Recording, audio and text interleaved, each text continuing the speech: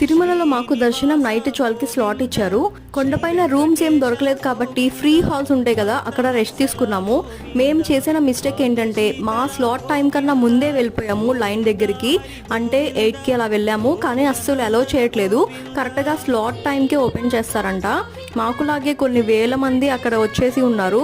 మేము మళ్ళీ వెనక్కి వెళ్ళి రాలేక అక్కడే ఉన్నాము, కానీ అస్సలు ప్లేస్ లేదు. చాలా ఇబ్బంది పడ్డాము 12 వరకు. ఇంకా 12కి ఓపెన్ చేశాక లైన్లో వెళ్ళి వెంకటేశ్వర స్వామిని దర్శించుకున్నాము. క్యూ లైన్లో అయితే దర్శనానికి 5 అవర్స్ టైం పట్టింది.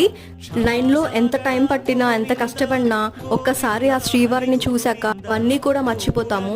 యాక్చువల్గా దర్శనం అయిపోయాక కొండపైన ఉన్న మిగతా ప్లేసెస్కి కూడా వెళ్ళొచ్చని ప్లాన్ చేశాము, కానీ అసలు స్టెప్స్ మీద నుంచి రావడం వల్ల లెగ్స్ పట్టేశాయి. పైగా రెస్ట్ కూడా తీసుకోలేదు. దర్శనంకి కూడా చాలా కష్టపడ్డాము లైన్లో నుంచోడానికి.